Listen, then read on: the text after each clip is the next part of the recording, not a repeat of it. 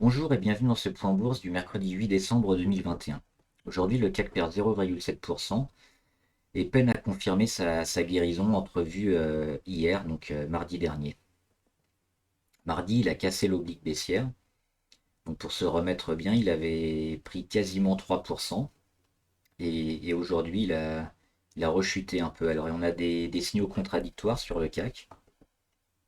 Déjà, cette poussée très intéressante est plutôt positive puisqu'il remet le CAC au-dessus de la grosse correction qu'il avait entamée, au-dessus de cette dernière moyenne mobile la plus haute. Et continue d'aplatir sa MACD. Après, on a quelques points négatifs, c'est sur la force du rebond. Un rebond qui n'est pas vraiment suivi d'effet, parce qu'aujourd'hui on dégrade. On a une petite mèche haute. Alors on perce ce plus haut qui est intéressant, qui est vraiment un point pivot à 7080. Donc si on avait fini au-dessus, on aurait pu être très positif sur le CAC, mais on finit en dessous. Donc on n'est pas tout à fait rétabli. Il faudra voir les prochaines séances, comment ça se construit, mais les forces des rebonds, généralement, ça donne une bonne indication sur la tendance à suivre. Et là, qu'on est dégradé si vite, c'est pas forcément une bonne nouvelle. Donc à suivre les prochains jours, voir si on rattaque cette zone des 7080 et on passe au-dessus pour se remettre d'attaque et une poussée haussière sur le CAC 40, ou alors on a un petit appel du pied sur ce gap là qui a été créé entre lundi et mardi, où le CAC va pouvoir un peu continuer sa consolidation et prendre appui à la fois sur ce gap à 6860 et sur la moyenne mobile à 50 jours qui a servi un peu de support ces dernières semaines. On attaque avec les actions. Ah non, pour finir, au niveau du CAC, oui, ce qui dégrade aussi, c'est on a trois actions, je crois seulement Legrand, Air Liquide et Schneider, qui ont battu leur plus haut récemment. Et sinon, toutes les autres actions du CAC 40 étaient en dessous. Donc, continuent leur phase de correction. Elles n'ont pas réussi à casser leur figure. Donc, c'est un point de plus qui permet de mettre en doute un peu la force du rebond et le positif sur le CAC 40 pour les séances à venir. Donc, plutôt prudence sur le CAC. Allez, on attaque avec le Bitcoin. Le Bitcoin qui continue de dégrader. On est toujours dans cette tendance baissière entamée, entamée mi-novembre. Donc on a un nouveau palier à 53 000 qui n'arrive pas à être refranchi. Donc c'est une résistance à nouveau pour le Bitcoin qui évolue maintenant autour des 50 000 et qui est un peu moins volatile après la grosse percée de samedi dernier. Donc tant qu'on ne rattaque pas cet oblique ici, qui va qui coïncide aujourd'hui avec la résistance à 53 000, on évitera de se mettre en position sur le Bitcoin. Au contraire, les techs ont plutôt bien marché dernièrement. C'est le cas d'Alphabet. Alphabet qui a remis les gaz, parce qu'il a cassé sa petite résistance et il est tout proche de son plus haut à 3010. Alphabet, c'est Google. Donc les techs qui sont plutôt bien, le Nasdaq qui est stable aujourd'hui.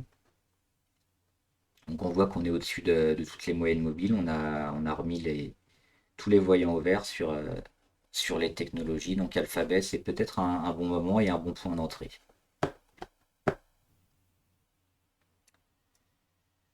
EDF, EDF pareil, ils ont cassé leur oblique. Désolé, ils ont cassé leur oblique euh, mardi dernier.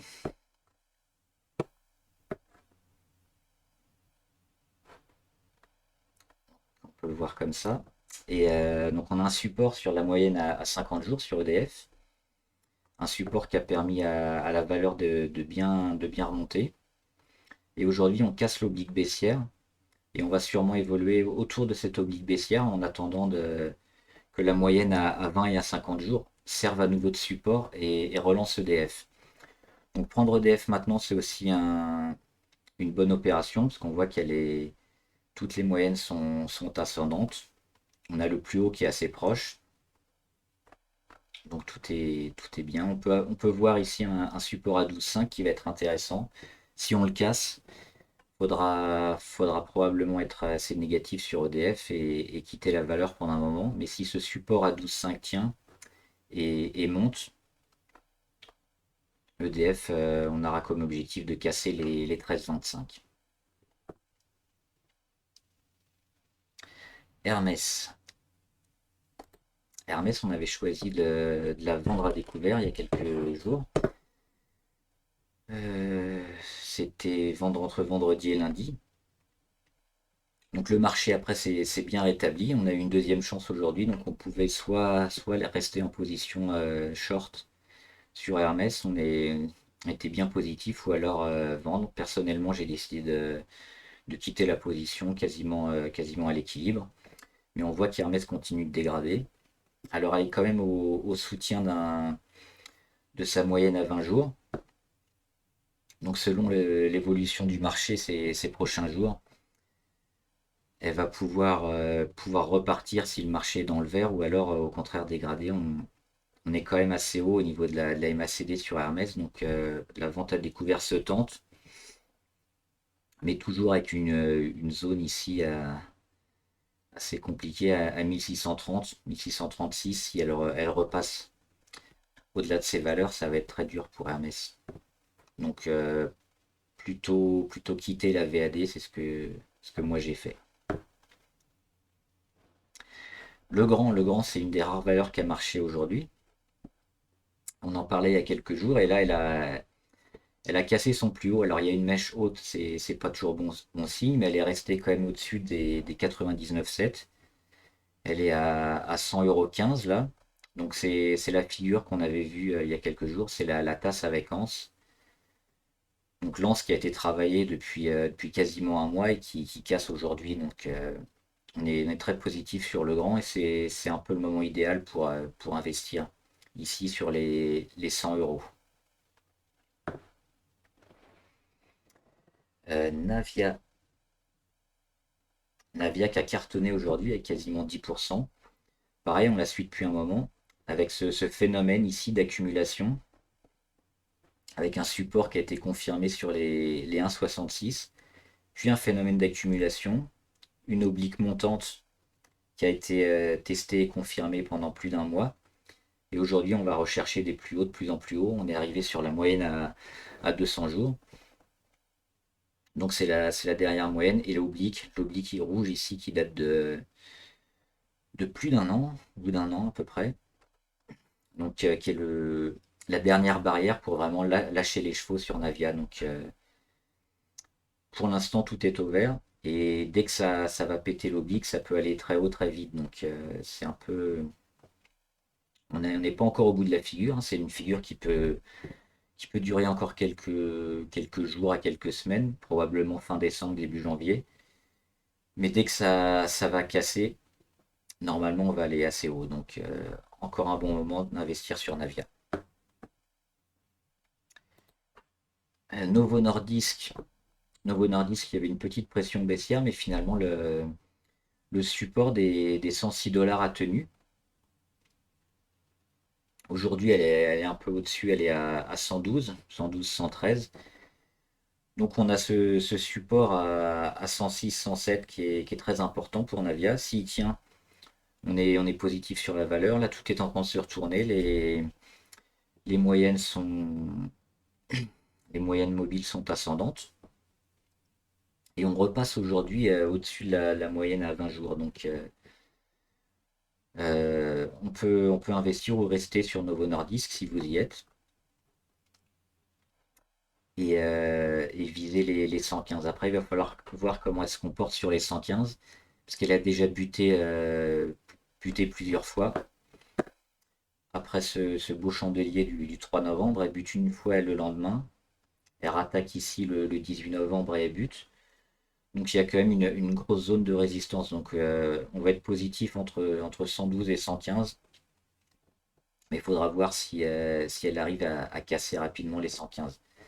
C'est peut-être une phase de correction qui va se passer sur Novo Nordisk si elle n'arrive pas à monter rapidement. Donc pour l'instant, on est positif. On peut mettre toujours un stop loss sur les 107, 106 pour quitter la position. Sinon, on est bien actuellement. Nvidia, Nvidia qui avait bien marché. Donc moi, on avait essayé un ordre d'achat entre 267 et 290. Donc pareil, moi j'ai été un peu plus gourmand, j'ai tenté les 270. Elle n'a pas dégradé assez parce qu'elle a fait une mèche basse, elle a rebondi immédiatement. Mais elle continue de suivre son oblique baissière, donc on aura peut-être une deuxième chance de recharger sur Nvidia. Sinon, c'était très bon à prendre ici sur les 280 $. D'autant que c'est une valeur qui fait que monter hein, ces dernières années, qui est assez recherchée. La tech qui remonte bien aussi ces derniers jours. Donc on va suivre surtout cette oblique, attendre un débordement des 300, 320, 325, qui va permettre à Nvidia de vraiment repartir. Et là, on pourra se mettre en position. Sinon, on attend toujours qu'elle dégrade et qu'elle revienne sur ses 260, 270 pour recharger un peu. Quantum Genomics qui ressemble un peu à Navia.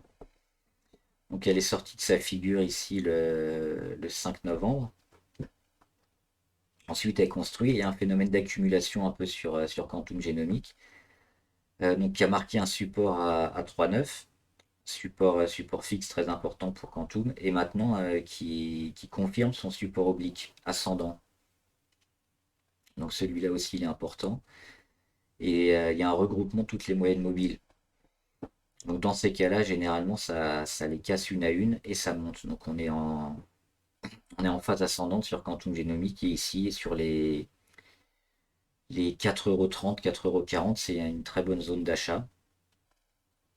Et on va viser les, ici les 5,70.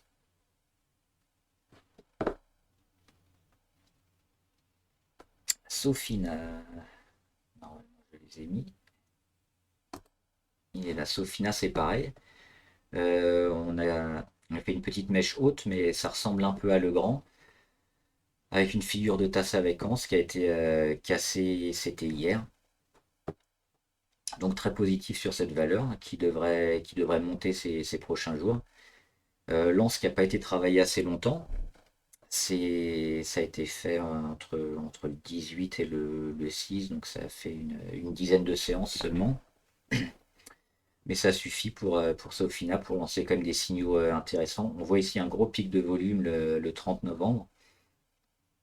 C'était sur une tentative justement d'attaque des 410 €. Tentative avortée, mais elle a réattaqué quelques jours après. Cette fois, elle est passée. Donc, bonne zone d'achat aussi sur les 420. Et tant qu'on tient les 410 €, on est positif sur Sofina. Donc, on peut mettre un stop loss juste en dessous entre les 410 et les 402 si on veut sécuriser sa position. Sinon, on peut investir dès maintenant.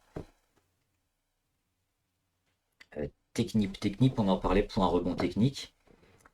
Et c'est ce qui se fait, c'est ce qui s'est produit. Donc le support des 5,10 avait été un peu enfoncé mais finalement tenu. Et on était reparti à la hausse avec comme objectif, le premier objectif c'était cette zone ici des moyennes mobiles sur les 5,60, 5,70. Donc ce qu'on peut faire quand on tente un rebond technique ici, la zone blanche c'est mon PRU, donc mon prix de revient unitaire, c'est là où je l'ai acheté à peu près, ou la moyenne sur plusieurs positions. Donc quand on joue les rebonds techniques comme ça, ce qu'il est conseillé de faire, c'est de monter ses stop loss. Donc je l'ai mis ici à 5,48. Après, c'est vous qui voyez selon vos objectifs.